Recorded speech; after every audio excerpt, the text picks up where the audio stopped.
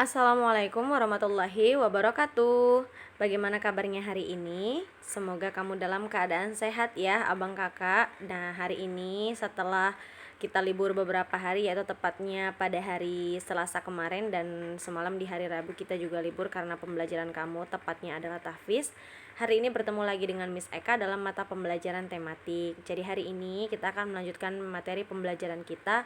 Tepatnya kita sudah masuk ke tema 2, yaitu persatuan dalam perbedaan. Untuk lebih lanjut, sebelum kita mulai, marilah kita ucapkan lafaz basmalah bersama-sama. Bismillahirrahmanirrahim. Nah, hari ini kita masuk ke subtema 1, yaitu rukun dalam perbedaan. Silahkan kamu ambil buku paket tema 2 kamu untuk mempermudah proses pembelajaran kita, dan kamu juga boleh mengambil buku latihan ataupun catatan, di mana nanti ada informasi yang penting yang menurut kamu bisa kamu catat untuk kamu tambahkan sebagai bahan untuk pembelajaran kamu, bisa dicatat. Nah, coba perhatikan 17 Agustus. Nah, apakah yang dialami atau yang dirayakan atau diperingati di negara kita Indonesia setiap tanggal 17 Agustus? Iya, yaitu hari kemerdekaan. Nah, tepatnya baru 2 hari yang lalu ya, yaitu pada hari Selasa di tanggal 17 Agustus 2021 ini kita sudah merayakan kemerdekaan kita yang keberapa abang kakak? Benar, yang ke-76 tahun. Jadi kita Indonesia ini sudah merdeka selama 76 tahun. Nah, di sini dikatakan proklamasi kemerdekaan menjadi tonggak sejarah bagi perjuangan bangsa Indonesia. Meskipun terdiri atas suku yang berbeda, rakyat Indonesia bersatu dalam memproklamirkan kemerdekaan negara Indonesia. Karena pada setiap tanggal 17 Agustus, rakyat Indonesia selalu mendengar petugas upacara membacakan teks proklamasi. Sebagian rakyat juga bisa mendengarkannya dari radio atau dari tempat lain. Teks proklamasi yang dibacakan memiliki sejarah bagi bangsa Indonesia. Nah, teks tersebut adalah teks proklamasi kemerdekaan Indonesia. Proklamasi. Kami, bangsa Indonesia, dengan ini menyatakan kemerdekaan Indonesia. Hal-hal yang mengenai pemindahan kekuasaan dan lain-lain diselenggarakan dengan cara saksama dan dalam tempo yang sesingkat-singkatnya. Jakarta, 17 Agustus 1945, atas nama bangsa Indonesia, Soekarno, Hatta. Nah, itu tadi merupakan teks proklamasi yang pada saat di tanggal 17 Agustus tepatnya pada tahun 1945, teks proklamasi tersebut untuk pertama kalinya dibacakan oleh Bapak Proklamator Indonesia. Ada yang tahu siapa Bapak tersebut? Iya, yaitu Bapak Soekarno. Beliau adalah presiden pertama negara kita. Jadi setelah negara kita dinyatakan merdeka, beliau juga yang menjabat sebagai presiden pertama negara Indonesia. Jadi untuk teks proklamasi kalau kamu perhatikan dari penulisannya aja itu sangat berbeda ya dari bahasanya di penulisan bahasa Indonesia di saat kita yang sekarang ini. Kenapa? Karena memang pada zaman dahulu ejaannya memang seperti itu abang kakak, jadi bukan salah. Karena di sekarang itu kan sudah ada namanya EYD ya, ejaan yang disempurnakan. Contohnya itu seperti di situ kan hal-hal yang mengenai, nah dibacanya dia menjadi yang gitu. Nah itu dulu belum disempurnakan menggunakan bahasa Indonesia pada masanya.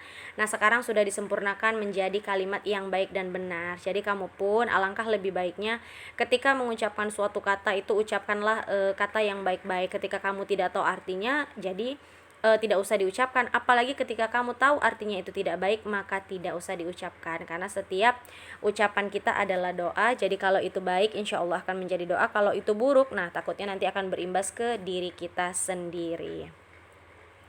Nah, di sini kamu diminta untuk membaca teks tersebut. Silahkan baca teksnya, yaitu Proklamasi Kemerdekaan Indonesia. Proklamasi kemerdekaan yang dilakukan tanggal 17 Agustus 1945 menjadi peristiwa penting bagi bangsa Indonesia. Peristiwa tersebut menjadi tonggak sejarah di mana bangsa Indonesia berhak atas kemerdekaan dan wajib mempertahankannya. Diawali dengan dijatuhkannya bom atom oleh tentara Amerika Serikat pada tanggal 6 Agustus 1945 di kota Hiroshima dan pada tanggal 9 Agustus 1945 di kota Nagasaki. Jepang akhirnya menyerah kepada tentara sekutu. Peristiwa ini dijadikan kesempatan oleh bangsa Indonesia untuk segera membebaskan diri dari penjajahan bangsa Jepang. Teks proklamasi ditulis di rumah Laksamana Tadashi Maeda, yaitu di Jalan Imam Bonjol nomor 1. Para penyusun teks proklamasi adalah Insinyur Soekarno, Dr. Andus Muhammad Hatta, dan Mr. Ahmad Subarjo. Konsep teks proklamasi ditulis oleh Insinyur Soekarno. Saat itu hadir pula BM Dia, Sayuti Melik, Sukarni, dan Sudiryo. Sukarni mengusulkan agar yang menandatangani teks proklamasi itu adalah Insinyur Soekarno dan Dr. Andus Muhammad Hatta atas nama bangsa Indonesia. Teks proklamasi diketik oleh Sayuti Melik. Nah, pada pagi harinya, yaitu tanggal 17 Agustus 1945, di kediaman Soekarno, yaitu di Jalan Pegangsaan Timur nomor 56, telah hadir yaitu antara lain ada Suwiryo, Wilopo, kemudian ada Gofar Pringgodikyo, kemudian ada Tabrani dan Trimurti.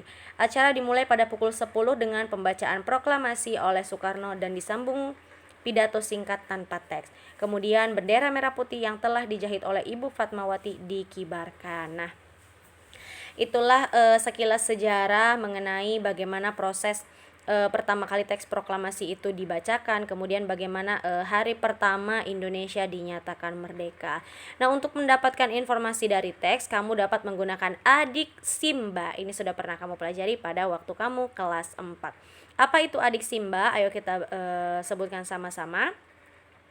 A-nya itu adalah apa, D-nya adalah di mana, huruf K-nya adalah kapan.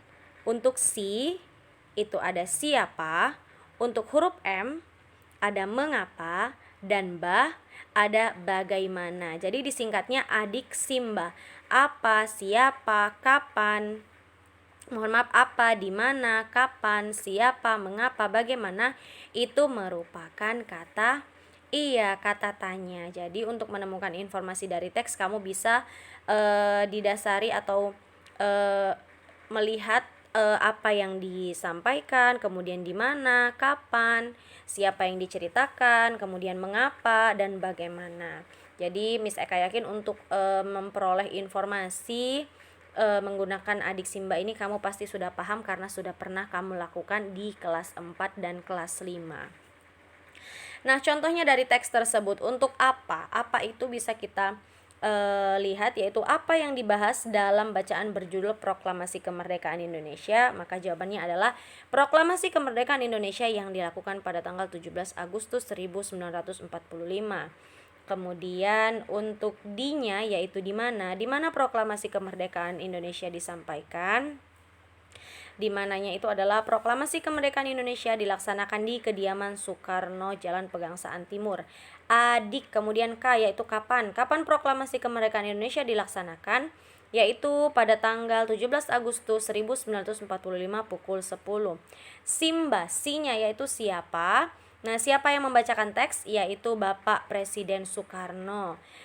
Untuk M-nya yaitu mengapa. Nah, mengapa perlu diadakan proklamasi? Adanya proklamasi kemerdekaan Indonesia menjadi tonggak sejarah di mana bangsa Indonesia berhak atas kemerdekaan dan wajib mempertahankannya. Nah, terakhir ada ba yaitu bagaimana. Nah, bagaimana proses pelaksanaan proklamasi tersebut? Yaitu dimulai pada pukul 10 pada tanggal 17 Agustus di kediaman Soekarno, yaitu di Jalan Pegangsaan Timur. Kemudian pembacaan proklamasi dilakukan oleh Soekarno dan disambung pidato singkat tanpa teks. Kemudian bendera merah putih yang telah dijahit oleh Ibu Fatmawati dikibarkan. Nah, jadi seperti ini informasi yang kita dapat dari teks Proklamasi Kemerdekaan Indonesia, bisa kita susun menggunakan adik Simba tadi. Nah, makna proklamasi kemerdekaan dalam kehidupan sehari-hari itu ada 5. Yang pertama sebagai puncak perjuangan Indonesia. Kemudian yang kedua pengakuan kepada dunia luar, yaitu namanya ini pengakuan de facto yang diikuti oleh pengakuan dari negara lain atau de jure. Kemudian yang ketiga menaikkan martabat bangsa karena kita sudah tidak dijajah lagi ya abang kakak.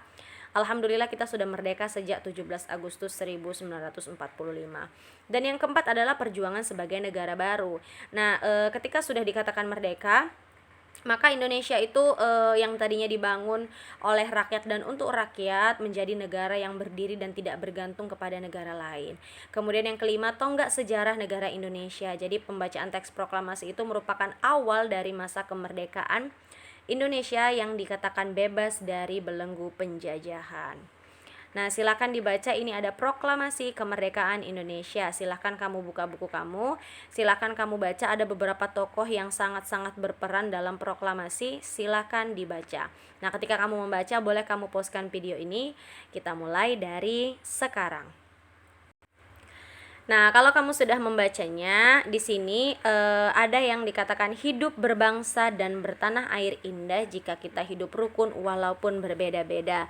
Coba salah satu semboyan negara Indonesia adalah Bhinneka Tunggal Ika. Apa itu arti dari Bhinneka Tunggal Ika?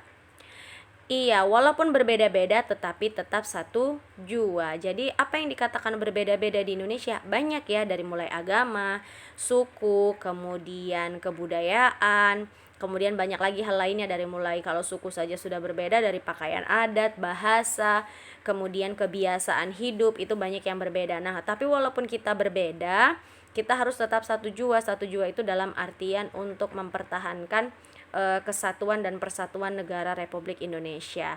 Nah, di sini ada teks yaitu perbedaan yang menguatkan. Oke, silahkan didengarkan Miss Eka baca.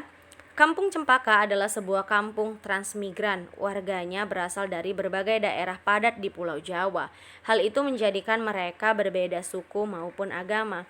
Di Kampung Cempaka hiduplah 5 orang sahabat. Ada Asnah yang berdarah Sunda, Utami dari Banyuwangi, Tony, seorang anak etnis Tionghoa yang sebelumnya tinggal di Semarang, Wande dari suku Tengger di Jawa Timur, dan Marta, anak seorang pendeta yang dahulunya tinggal di Solo. Di Kampung Cempaka, rumah mereka bersebelahan dan mereka pergi ke sekolah yang sama. Itu sebabnya mereka sangat akrab. Mereka suka bermain bersama dan sering menghabiskan waktu di rumah satu sama lain. Meskipun berbeda suku, kebersamaan begitu kental terlihat dalam keseharian mereka. Bersama anak-anak lain di Kampung Cempaka, mereka setiap akhir minggu berkumpul di balai utama kampung. Biasanya selain berolahraga bersama, mereka juga kerap berkeliling ke rumah warga, membantu melakukan apa saja yang dibutuhkan warga. Nah, kadang-kadang mereka juga membantu warga lanjut usia sekedar membereskan rumah atau menyiapkan makanan. Sesekali mereka juga membantu orang tua yang sedang bekerja bakti membersihkan lingkungan. Dari Tony mereka belajar menari barongsai, lalu mereka ajarkan tarian itu kepada anak-anak sekampung. Sementara itu, setiap tiba saat panen, Wande dan keluarganya akan sibuk memimpin warga membuat tumpeng gede, yaitu nasi khas dari daerah Tengger yang dibuat untuk mensyukuri berkat Tuhan dalam wujud panen raya. Setiap sikap toleransi yang ditunjukkan kelima sahabat itu memang sekarang berupa hal kecil dalam keseharian, itulah yang mencerminkan kehidupan Bhinneka Tunggal Ika di Kampung Cempaka yang kaya akan perbedaan. Mereka hidup damai berdampingan dan tulus saling menjaga. Jadi di sini dikatakan bahwa perbedaan itu tidak menghalangi persatuan, bahkan dengan bersatu kita dapat melakukan banyak hal. Nah, ini juga sesuai dengan firman Allah dalam Quran surah Al-Hujurat ayat 13 yang dimana artinya, wahai manusia, sungguh kami telah menciptakan kamu dari seorang laki-laki dan seorang perempuan. Kemudian kami jadikan kamu berbangsa-bangsa dan bersuku-suku agar kamu saling mengenal. Sungguh yang paling mulia di antara kamu di sisi Allah ialah orang yang paling bertakwa. Sungguh Allah Maha mengetahui dan Maha teliti. Jadi di mata Allah itu tidak ada bedanya antara yang kaya, yang miskin, kemudian yang cantik, yang tidak cantik, atau yang kulitnya putih ataupun kulitnya hitam, suku A dengan suku B. Nah, jadi yang di mata Allah itu sungguh yang membedakan adalah amal kebaikan kita. Jadi semakin baik amalnya, maka semakin baik pula di mata Allah. Nah, jadi kamu Miss Eka yakin kamu anak soleh dan soleha, kamu pasti akan memilih untuk menjadi manusia-manusia yang berakhlak baik, kemudian manusia-manusia yang memiliki amal baik yang insya Allah baik juga di mata Allah. Nah, tadi itu merupakan penutup pembelajaran kita hari ini. Jadi abang kakak, terima kasih yang sudah mengikuti pembelajaran ini, sudah mendengarkan Miss Eka menjelaskan dari awal sampai akhir. Jika ada yang kurang kamu pahami, boleh kamu tanyakan ke Miss Eka melalui WA pribadi. Dan untuk tugasnya silahkan kamu lihat di Google Classroom. Dan jangan lupa absen setiap harinya sesuai dengan roster pembelajaran. Kita tutup pembelajaran kita dengan lafaz hamdalah, alhamdulillahirabbil alamin. Sampai jumpa di materi pembelajaran selanjutnya. Assalamualaikum warahmatullahi wabarakatuh.